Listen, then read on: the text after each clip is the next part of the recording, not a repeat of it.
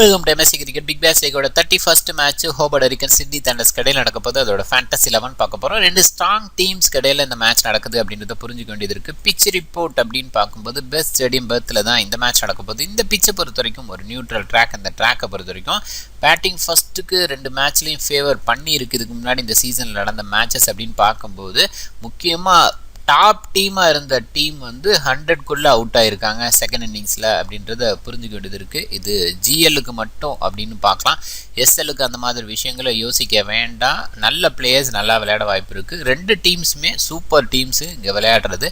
அந்த வகையிலேயே நம்ம புரிஞ்சுக்க வேண்டியது இருக்குது. மேட்ச் டைமும் கொஞ்சம் முன்னாடி 3:10 PM அவங்க டைமுக்கு, நம்மளோட டைம் 12:40. எப்பயுமே 1:45 அப்படின்றது ஸ்டார்ட் அப்படின்ற மாதிரி பார்க்கப்போ அங்கே 12:40 அப்படின்றது புரிஞ்ச வேண்டியது இருக்குது. கொஞ்சம் முன்னாடியே சன்னி அப்படிங்கிற மாதிரி தான் பார்க்கலாம். இது வந்து சில்னஸ் அப்படின்ற அந்த பாயிண்டில் இனிஷியலாக பார்க்க தேவையில்லை. போக போக தான் அந்த சில்னஸ் இருக்கும் அப்படின்றத புரிஞ்சுக்க வேண்டியது இருக்குது. இனிஷியலாக ஹோல்ட் ஆகுது பிச்சு, அதுதான் இங்கேயும் பார்க்க வேண்டியது இருக்குது. ஹார்டாக அடிக்க தான் ட்ரை பண்ணுறாங்க அப்படின்றதையும் பார்க்கலாம். இன்னும் முக்கியமான ஒரு விஷயம் அப்படின்னு பார்க்கும்போது நிறைய ஓவல்ஸில் விளையாண்டாங்க. அதாவது ஸ்ட்ரைட் பவுண்டரிஸ் பெருசு அப்படின்ற மாதிரி விளையாண்டாங்க. அந்த டைமில் எல்லாம் சைடில் அடிக்க பார்த்தாங்க. சைட் பவுண்டரிஸில் பவுண்டரி கிளியர் பண்ண அப்படின்ற மாதிரி பார்த்தாங்க. ஆனால் இங்கே ஸ்ட்ரைட் பவுண்டரிஸ் வந்து ஓரளவுக்கு நார்மலாக இருக்குது அப்படின்றனால மேக்ஸிமம் ஸ்ட்ரைட்டாக பேட்டை சுத்த பார்க்குறாங்க. அதனால அந்த ஹார்டாக ஹிட் பண்ணுற அந்த விஷயம் நடக்குது அப்படின்றத பார்க்கலாம். அந்த நேரத்தில் ஸ்பின்னர்ஸுக்கு கொஞ்சம் விக்கெட்ஸ் விழுது அப்படின்றது புரிஞ்சுக்கலாம். பெர்த்தை பொறுத்த வரைக்கும் பொதுவாக பேசர் சப்போர்ட் பண்ணுற பிட்ச் அப்படின்னு நார்மல் இது இருக்குது. அதனால தான் நேற்றுலாம் பார்த்தீங்கன்னா நிறைய பேசஸோடு போனாங்க. ஸ்பின்னர்ஸை வந்து வெளியில் வச்சுருந்தாங்க. ஆனால் ஸ்பின்னர்ஸு சூப்பராக பவுல் பண்ணியிருந்தாங்க அப்படின்றதையும் நம்ம புரிஞ்சுக்க வேண்டியது இருக்குது. ஸ்பின்னர்ஸ் வந்து இங்கே விக்கெட் எடுக்க முடியும் அப்படின்றதையும் புரிஞ்சுக்கணும். டீம் நியூஸ் அப்படின்னு பார்க்கும்போது ஹோபர்ட் ஹரிக்கன்ஸை பொறுத்த வரைக்கும் மேக்டர்மெட் அண்ட் டார்ச்சிசாட் ரெண்டு பேரும் ஓப்பன் பண்ணுறாங்க. மேக்டர்மெட் போன மேட்ச்சு செம்ம இன்னிங்ஸ் அப்படின்னு சொல்லலாம். அவரோட நேச்சுரல் கேம் அப்படின்றது பண்ணினார். டார்ச்சிசாட்டை பொறுத்த வரைக்கும் கண்டிப்பாக ஆஃப் பிரேக் பவுலர் இனிஷியலாக ஸ்டார்ட் பண்ணும்போது ஸ்ட்ரகிள் ஆகிறார் அப்படிங்கிற ஒரு விஷயம் தான். மேக்ஸ்வெல்கிட்ட ஸ்ட்ரகிள் ஆனார். அப்படி ஒரு பக்கம் ஸ்ட்ரகிள் ஆகும்போது இன்னொருத்தட்ட விக்கெட் கொடுக்குறது அப்படின்றதும் இருக்குது. ஸோ இங்கே கண்டிப்பாக வந்து கிறிஸ்கிரீன் இருக்கார் அவருக்கு எகென்ஸ்டாக பவுல் பண்ணுறதுக்கு. ஸோ அந்த வகையில் ஸ்டெடி பண்ணிட்டாருன்னா நல்ல ஸ்கோர் அடிக்க முடியும். இந்த ட்ராக்கை பொறுத்த வரைக்கும் ஓரளவுக்கு அடிப்பார் அப்படின்ற அந்த எதிர்பார்ப்பு இருக்குது. டேவிட் மாலன் பொறுத்த வரைக்கும் decent batsman, left arm batsman, கண்டிப்பாக ஆஃப் பிரேக் பவுலர்ஸ்க்கு எகென்ஸ்டாக ஸ்ட்ரகிள் ஆக வாய்ப்பு இருக்குது. ஆனால் ஓரளவுக்கு டீசெண்டாக விளையாடுறாரு, லாங்காக எடுத்துகிட்டு போகிறார் அப்படின்றது இருக்குது. அந்த இன்டர்நேஷ்னல் ஃபார்ம் அப்படின்றது இங்கேயும் கொண்டு வந்திருக்காரு அப்படின்னு சொல்லலாம். காலினிங்கிராம் பொறுத்த வரைக்கும் ஒரு டீசென்ட் பேட்ஸ்மேன், ஓரளவுக்கு நல்லாவே விளையாடுறாரு. ஒன்ஸ் அகெயின் ஒரு லெஃப்ட் ஹேண்ட் பேட்ஸ்மேன் அப்படின்றத இங்கே சொல்லிக்கிறேன். டிம் டேவிட்டை பொறுத்த வரைக்கும் சூப்பரான பேட்ஸ்மேன், நல்லாவே விளையாண்டுட்டு இருக்காரு. சான்ஸ் கிடைக்கும் போதெல்லாம் விளையாடுறாரு. ஆனால் ரொம்ப டவுன் அப்படின்ற ஒரு விஷயம் தான். ஏன்னா சம்டைம் வந்து இன்னும் கீழே தான் இறங்குறாரு. பீட்டர் ஹான்ஸ்க்கும் செகண்ட் டவுன் இல்லை தேர்ட் டவுன் அப்படின்ற மாதிரி இறங்கிறதுனால டிம் டேவிட்டுக்கான வாய்ப்பு கொஞ்சம் குறைவாக இருக்குது அப்படின்னு பார்க்கலாம். ப்ராபப்ளி இந்த பவர் பிளேஸை யூஸ் பண்ணுறதுக்கு டிம் டேவிட் வச்சுக்கிறாங்க அப்படின்றதையும் நம்ம புரிஞ்சுக்க வேண்டியது இருக்குது. நாதன் எல்லிஸை பொறுத்த வரைக்கும் சூப்பர் பேட்ஸ்மேன். ஒருவேளை இந்த டாப் ஆர்டர் கொலாப்ஸ் ஆகுது அப்படின்ற பட்சத்தில் இவர் ஓரளவுக்கு டீசெண்டாக பேட் பண்ண முடியும். அதே நேரத்தில் ஸ்லாகில் பவுல் பண்ணுறாரு. 4 ஓவர் கோட்டா மேக்ஸிமம் வீசிடுறாரு. அந்த வகையெல்லாம் எல்லிஸை பொறுத்த வரைக்கும் கொஞ்சம் பெட்டராக பார்க்கலாம். விக்கெட் டேக்கிங் அப்படின்றது அவர்கிட்ட இருக்குது. ஜெகன் போத்தா பொறுத்த வரைக்கும் இங்கே ஸ்பின்னராக இவர் தான் இருப்பார், செம்மையாக விளையாடுவார் அப்படின்றது இருக்குது. இங்கே கண்டிப்பாக வந்து ஓரளவுக்கு சப்போர்ட் கிடைக்குது, இல்லை பேசரோட போவோம் அப்படின்னு யோசிக்கிறாங்களா அப்படின்னு பார்க்க வேண்டியது இருக்குது. ஆனால் போன மேட்சை பொறுத்த வரைக்கும் ஸ்பின்னர்ஸும் டாமினேட் பண்ணதுனால ஜெகன் போத்தா கண்டிப்பாக பவுல் பண்ணுறதுக்கான வாய்ப்பு அதிகம் அப்படின்னு பார்க்கலாம். இங்கே இங்கிலீஷ் பேட்ஸ்மேன்ஸ் இருக்காங்க, அவங்களுக்கு எகென்ஸ்டாக நல்லா வீசுறதுக்கும் வாய்ப்பு இருக்குது. ஸ்காட் போலண்டை பொறுத்த வரைக்கும் இனிஷியலாக ஸ்டார்ட் பண்ணால் அவர் நிறைய விக்கெட்ஸ் எடுக்கலாம் அப்படின்றது இருக்குது. ஆனால் ரெலி மெரிடிட்டை வச்சு ஸ்டார்ட் பண்ணுறாங்க. அந்த வகையில் கொஞ்சம் யோசிக்கணும். ஏன்னா ரெலி மெரிடிட் ஒரு சைடு, ஜெகன் போத்தா இன்னொரு சைடு அப்படின்னு ஸ்டார்ட் பண்ணாங்கன்னா ஸ்காட் போலண்ட் மிடில் ஆரம்பிக்கிறார். ஸோ மேக்ஸிமம் இந்த இனிஷியல் விக்கெட்ஸ் அப்படின்ற வகையில் ஸ்காட் போலண்ட் கண்டிப்பாக எடுத்துறாரு அப்படின்னு பார்க்கலாம். மெரிடிட் அந்த வகையில் ஆப்போசிட்டாக பண்ணிடலாம். ஆனால் மெரிடிட்டை பொறுத்த வரைக்கும் பர்சன்டேஜாக ஹையாக எடுத்துருக்கனால யார் அப்படின்ற அந்த குழப்பம் நமக்கு இருக்கிறத விட ஸ்மால் லீக்கில் மெரிடிட் வழியாக போகிறது பெட்டர் அப்படின்னு நினைக்கிறேன். சந்தீப் லாமிச்சண்டை பொறுத்த வரைக்கும் ஒரு லெக்கி சூப்பராக வீசிட்டு இருக்கார். இங்கே விக்கெட் டேக்கிங் அப்படின்றது பண்ணிடுறாரு. கொஞ்சம் ரன்ஸை விடுறார். அந்த ஒரு விஷயம் எப்பயுமே பண்ணுற ஒரு விஷயம் தான் லாமிச்சண்டைட்ட. ஆனால் விக்கெட் டேக்கிங் அப்படின்ற விஷயத்த பண்ணிடுறாரு அப்படின்ட்டு பெட்டராக பார்க்கலாம். உஸ்மான் காவாஜா ஓரளவுக்கு யூஸ்டு பிச்சாக இருக்கும்போது நல்லா விளையாட வாய்ப்பு இருக்குது. இந்த ட்ராக்கும் அந்த மாதிரி ஒரு விஷயம் தான். பார்ப்போம் நல்லா விளையாடுவார் அப்படின்ட்டு. போன மேட்சை பொறுத்த வரைக்கும் அன்ஃபார்ச்சுனேட் ஃபர்ஸ்ட் பால்லே, அதாவது செகண்ட் பால்லே அவுட் ஆகிட்டார் வித்தவுட் ரன் அப்படின்ற மாதிரி பார்க்கலாம். அலெக்ஸ் சேல்ஸை பொறுத்த வரைக்கும் நல்லா விளையாடுறாரு. ஓரளவுக்கு ஸ்ட்ரைட்டாக விளையாடணும் அப்படின்போது கண்டிப்பாக நல்லா விளையாடுவார் அப்படின்ற இந்த எதிர்பார்ப்பு இருக்குது. காலம் ஃபோர்கசன் பொறுத்த வரைக்கும் டீசென்ட் பேட்ஸ்மேன், கண்டிப்பாக இவரும் ஓரளவுக்கு ரன்ஸை எடுத்துகிட்டு போவார் அப்படின்னு எதிர்பார்க்கலாம். சாம் பில்லிங்ஸ் இன்றைக்கி கொஞ்சம் எக்ஸ்ட்ரா இருக்கிறதுக்கு வாய்ப்பு இருக்குது, நல்லா பர்ஃபார்ம் பண்ணுவாங்க அப்படின்னு பார்க்கலாம். மிடில் ஓரளவுக்கு பேட்டுக்கு ஈஸியாக வருது. பேட்டிங் ஃபஸ்ட்டு தண்டர் அப்படிங்கிற மாதிரி சுச்சுவேஷன் இருந்தால் சாம் பில்லிங்ஸை வந்து கண்டிப்பாக ட்ரை பண்ணலாம் அப்படின்னு நினைக்கிறேன். ஒலிவர் டேவிஸை பொறுத்த வரைக்கும் நல்ல ஷார்ட் மேக்கிங் டேலண்ட் இருக்குது, கண்டிப்பாக நல்லா பண்ணுவார் அப்படின்ற எதிர்பார்ப்பு இருக்குது. பென் கட்டிங் இன்றைக்கி இம்பார்ட்டன்ட் ரோல் பண்ண வாய்ப்பு இருக்குது, ஓவர்ஸ் அதிகமாக வீசவும் வாய்ப்பு இருக்குது அப்படின்னு பார்க்கலாம். ஏன்னா இவங்க டீமில் சாம்ஸ் இல்லை அப்படிங்கிறதா, சாம்ஸ் இன்ஜுரி போன மேட்ச் ஒரு ஹெட் இன்ஜுரி அப்படின்ற மாதிரி போனாங்க, கன்ஃபியூஷனாக ரீப்ளேஸ் பண்ணாங்க. ஸோ இப்போ இல்லை அப்படின்ற ஒரு விஷயம். ஸோ அந்த காரணத்தினால பென் கட்டிங் இங்கே இருப்பார். அவர் ஓவர்ஸ் போகிறதுக்கான வாய்ப்பு கொஞ்சம் அதிகம் அப்படின்னு பார்க்கலாம். அந்த நேரத்தில் பேட்டிங்கில் வந்தாலும் கண்டிப்பாக கலைக்கிடுவார், அதில் எந்த டவுட்டும் இல்லை. கிறிஸ் கிரீனை பொறுத்த வரைக்கும் கொஞ்சம் முன்னாடி வரார் அப்படின்னால கிட்டத்தட்ட ஆல்ரவுண்டரை நம்ம பார்க்கலாம்.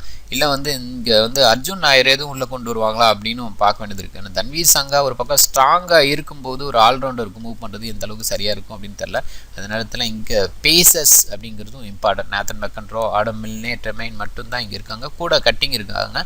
ஸோ 4 பேசரோடு போகணும் அப்படின்ற அந்த தாட் இருக்கும். ஸோ அந்த வகையில் அர்ஜுன் நாயருக்கு வாய்ப்பு கிடைக்குமா அப்படின்ற கொஷின் இருக்குது. ப்ராபப்ளி அப்படி வாய்ப்பு கிடைக்கணும் அப்படின்னா தன்வீர் சங்காவை தான் ரீப்ளேஸ் பண்ணணும். இந்த தன்வீர் சங்கா வந்து பெரிய அளவில் பண்ணுவாரா அப்படின்றது கொஷின் தான். ஏன்னா வந்து டாப்பில் 3 லெஃப்ட் ஹேண்டர்ஸ் இருக்காங்க. ஸோ அந்த இடத்துல அடி வாங்கவும் வாய்ப்பு இருக்குது. அது மட்டும் இல்லை, இவரை பொறுத்த வரைக்கும் கொஞ்சம் ஷார்ட்டாக போட்டு ஸ்கொயரில் ஆட வச்சு விக்கெட் எடுக்கக்கூடிய கேப்பபிலிட்டி. மேக்ஸிமம் இங்கே வந்து இந்த ஸ்ட்ரைட் பவுண்டரிஸ் ஆடணும் அப்படின்னு நினைக்கிற பேட்ஸ்மேன்ஸ் தான் அதிகமாக இருப்பாங்க. ஸோ அந்த வகையில் எவ்வளோ தூரம் விக்கெட் எடுப்பார் அப்படின்றது கொஷின் தான். இருந்தாலும் கான்ஃபிடென்ட் அப்படின்ற ஒரு விஷயம், யங் டேலண்ட் அப்படின்ற ஒரு விஷயம் அவங்களுக்கு விக்கெட்டை கொடுக்கலாம் அப்படின்றதையும் சொல்லிக்கிறேன். ஆனால் கேப்பபிலிட்டி அப்படின்ற வகையில் இந்த பிச்சுக்கு சூட்டான பவுலரா அப்படின்னு பார்த்தா அர்ஜுன் நாயர் கொஞ்சம் பெட்டராக கூட யோசிக்கலாம். ஏன்னா அர்ஜுன் நாயரை பொறுத்த வரைக்கும் பேட்டிங் எபிலிட்டி இருக்குது. சாம்ஸ் இல்லாத அந்த குறையை அர்ஜுன் நாயரை வச்சு போக்கணும்னு நினச்சாங்கன்னா தன்வீர் சங்காவுக்கான வாய்ப்பு குறைவாக இருக்கும். ஸோ நேற்று மேட்ச் அப்படின்னு பார்க்கும்போது கூட இந்த எக்ஸ்பேக்டரை யோசிச்சிருந்தேன்னா டெவாசியஸ் எடுக்காமல் இருந்திருக்கலாம். ஏன்னா ஸ்பின்னர்ஸ் ஒன்று தேவை அப்படின்னு பார்க்கும்போது டெவாசியஸ் தான் வெளியில் எடுத்துவாங்க. ஏன்னா பிராத்வைட்டை வந்து ஓவர்சீஸ் பிளேயர்னு எடுக்காமல் இருப்பாங்க. ஜாக் பாலையும் அதே மாதிரி எடுக்க மாட்டாங்க. டான் கிறிஸ்டியன் ஒரு பேசர், அதே நேரத்தில் நல்ல பேட்ஸ்மேன் அடிக்கும்போது இருப்பாங்க. ஸோ நம்ம வந்து மிஸ்டேக் பண்ணது அப்படின்னு போய் பார்க்கும்போது டெவாசியஸை டீமில் எடுத்துகிட்டு போனது. ஸோ அந்த மாதிரி சில விஷயங்களை நம்ம யோசிக்கணும். அந்த மாதிரி பார்க்கும்போது இங்கே கிறிஸ்ட்ரிமைன் வந்து கொஞ்சம் வெளியில் எடுத்துகிட்டு எக்ஸ்பேக்டரை வச்சு ரீப்ளேஸ் பண்ண வாய்ப்பு இருக்குது அப்படின்றதையும் பார்க்கலாம். ஸோ அந்த வகையில் கிறிஸ்ட்ரிமைன் மேக்ஸிமம் ஸ்மால் லீகில் ட்ரை பண்ணாதீங்க, GL11 ட்ரை பண்ணலாம் அப்படின்றத சொல்லிக்கிறேன். நேத்தன் மெக்கன்ட்ரோ பொறுத்த வரைக்கும் ஒரு டீசன்ட் ஹிட்டராக தெரிகிறார், நல்லா விளையாடுவார் அப்படின்னு பார்க்கலாம். ஆடம் மில்னே ஒரு சைடு சூப்பரான ஒரு பவுலிங் அப்படின்னு பார்க்கலாம். அவரோட பேஸ் இருக்குது, அந்த வகையில் இங்கே பெட்டராக பார்க்கலாம். தன்வீர் சங்கா பொறுத்த வரைக்கும் விக்கெட் டேக்கிங் இந்த சீரியஸில் ஓரளவுக்கு டீசெண்டாக கண்ட்ரோலாக வீசியும் விக்கெட் எடுத்திருக்காரு அப்படின்னு பார்க்கலாம். கிறிஸ்ட்ரைமன் ஓரளவுக்கு ஓகே அப்படின்னு மாதிரி பார்க்கலாம். கேப்டன் சாய்ஸ் அப்படின்னு பார்க்கும்போது பென் மேக்டர்மேட் நிறைய பேர் அவருக்கு போகலாம் அப்படின்னு நினைக்கிறேன். டார்ச்சி சாட்டை பொறுத்த வரைக்கும் கொஞ்சம் சொதப்பலாக தான் இருக்குது, கண்டிப்பாக பெட்டரான பிளேயர். BPL ஹிஸ்ட்ரியில் நல்லா விளையாண்டு பார்த்துருக்கோம், அந்த வகையில் பார்க்கலாம். டேவிட் மாலன் பொறுத்த வரைக்கும் கன்சிஸ்டன்ட் இருக்குது, கண்டிப்பாக ட்ரை பண்ணலாம். அலெக்ஸ் ஹெல்ஸை பொறுத்த வரைக்கும் சூப்பராக விளையாண்டுட்டார், ஒரு கம்பேக் அப்படின்னு மாதிரி பார்க்கலாம். காலம் ஃபர்குசன் பொறுத்த வரைக்கும் கேப்டன் ஓரளவுக்கு கேச்சிங் பொசிஷன்லேயே நிற்கிறார், அந்த வகையில் பார்க்கலாம். ரிஸ்கி கேப்டன் அப்படின்னு பார்க்கும்போது காலின் இங்கிராம் பொறுத்த வரைக்கும் செகண்ட் டவுன் இல்லை தேர்ட் டவுன் அப்படின்ற வகையில் பார்க்கலாம். செகண்ட் டவுன் ஸ்டேஜில் சம்டைம் இறங்குறாரு, அப்படி இறங்கும்போது ஒரு 50 அப்படிங்கிறது ஓரளவுக்கு கேரண்டியாக அடிக்க முடியும் செய்கிறாரு, அந்த வகையில் பெட்டராக பார்க்கலாம். உஸ்மான் காவாஜா ஓப்பன் பண்ணுறாரு, நிறைய டைம் வந்து அந்த இன்கன்சிஸ்டன்ட் அப்படின்றது அந்த சீரியஸ் ஃபுல்லாகவே காட்டிகிட்டு இருக்காரு. ஒரு மேட்ச் 50 ஒரு மேட்ச் டவுன் அப்படிங்கிற மாதிரி தான் போயிட்டுருக்கு. ஸோ சாம்பிளிங்ஸை பொறுத்த வரைக்கும் சூப்பர் சாய்ஸு செகண்ட் டவுன் அப்படின்றது இருக்குது, கண்டிப்பாக விக்கெட் கீப்பர் பாயிண்ட்ஸும் கிடைக்கும், பெட்டராக பார்க்கலாம். பென் கட்டிங்கை பொறுத்த வரைக்கும் ஒரு டீசன்ட் பேட்ஸ்மேன், அது மட்டும் இல்லை நல்ல ஒரு ஆல்ரவுண்டராக இந்த மேட்ச்சில் பார்க்கலாம். ஏன்னா சாம்ஸ் இல்லாமல் இருக்கும்போது இவரோட ஓவர்ஸில் எதிர்பார்க்கலாம், அதே நேரத்தில் விக்கெட் டேக்கிங் அப்படின்றது நல்லாவே பண்ணுறாரு அப்படின்றதையும் பார்க்கலாம். என்னோட டீமை ஷோ பண்ணி என்னோட டீம் பொறுத்த வரைக்கும் டார்ச்சி கேப்டனாக போட்டிருக்கேன். கொஞ்சம் ஹார்டான ஒரு விஷயம் தான், ஸ்க்ரீன் இந்த சைடு இருக்கும்போது டார்ச்சி எப்படி கேப்டனாக போடலாம் அப்படின்ட்டு ஓரளவுக்கு சமாளித்தார் அப்படின்னு சொன்னால் கண்டிப்பாக அவருக்கான டேவாக இருக்கவும் வாய்ப்பு இருக்குது. இன்னொரு முக்கியமான ஒரு விஷயம், ஸ்பின்னர்ஸை வச்சு தான் டாமினேட் பண்ணுவாங்க மேக்ஸிமம். இப்போ தண்டர் அப்படின்னு சொல்லி பார்த்தீங்கன்னாவே ஸ்பின்னர்ஸ் நிறைய வச்சு எடுத்துகிட்டு போவாங்க.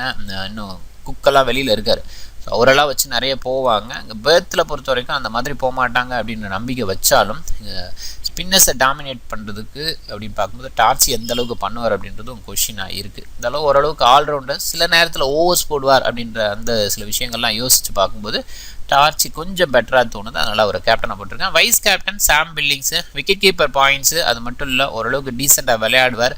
கிராஸ் பேட்டடாக இருக்கட்டும், எந்த மாதிரி ஷார்ட் மேக்கிங்காக இருக்கட்டும் நல்லாவே பண்ணுறாரு அப்படின்றனால இவர் கொஞ்சம் பெட்டராக பார்க்குறேன், அதனால் வைஸ் கேப்டன் பார்க்கலாம். மேக்னமேட் ஒரு சைடு நல்ல சாய்ஸாக பார்க்கலாம். அதே மாதிரி டேவிட் மாலன் சூப்பர் சாய்ஸ் அப்படின்னு சொல்லி பார்க்கலாம். 1 செகண்ட் கிறிஸ்கிரீன் இருக்கிற போது டேவிட் மாலன் எப்படி அப்படின்னு யோசிக்க வைக்குது. அலெக்ஸ் ஹெல்ஸு, ஃபர்குசன் இவங்களுமே சூப்பர் வைஸ் கேப்டன் சாய்ஸ் அப்படின்னு. பென் கட்டிங்கு ஒரு கிராண்ட் லீக் கேப்டன் அப்படின்ற மாதிரி ட்ரை பண்ணலாம். எல்லிஸு, மெரிடிட்டு, மெக்கன்ட்ரோ and Chris Green. So Tanveer Sangha try பண்ணுறவங்க ட்ரை பண்ணுங்கள். ஸோ நான் ஆல்ரெடி சொன்ன மாதிரி லெஃப்ட் ஹேண்டர்ஸ் நிறையா இருக்கும்போது சில நேரத்தில் ஓவர்ஸ் குறைவாகிறதுக்கும் வாய்ப்பு இருக்குது தன்வீர் சங்காவை பொறுத்த வரைக்கும். மெக்கன்ட்ரோ பொறுத்த வரைக்கும் ஸ்லாகில் ஓவர் வீசி விக்கெட் எடுக்கிறார். அது மட்டும் இல்லை, கொஞ்சம் ஸ்ட்ரைட்டாக ஆட ட்ரை பண்ணால் இவரோட பேஸுக்கு விக்கெட் விழ வாய்ப்பு இருக்குது. ஏன்னா மேக்ஸிமம் நல்ல யார்க்கர்ஸ் ட்ரை பண்ணுறாரு. இந்த ஸ்ட்ரைட்டாக போகும்போது கொஞ்சம் ஓபி பால், ஸ்லோ பால் அந்த மாதிரி டிஃப்ரெண்ட் பால்ஸ்லாம் போடுறாரு. ஸோ அந்த வகையில் பார்க்கும்போது மெக்கன்ட்ரோ கண்டிப்பாக பெட்டரான பவுலர் இந்த பிச்சுக்கு அப்படின்னு சொல்லிடலாம். இது என்னோட டீம். நீங்கள் டிஃப்ரெண்ட் டீமை ட்ரை பண்ணுங்கள். இந்த வீடியோ பிடிச்சிருந்தா லைக் பண்ணுங்கள், உங்கள் ஃப்ரெண்ட்ஸுங்களுக்கு ஷேர் பண்ணுங்கள், உங்கள் கமெண்ட்ஸ் கீழே போஸ்ட் பண்ணுங்கள். சேனலை சப்ஸ்கிரைப் பண்ண மறக்காதீங்க. மிக்க நன்றி.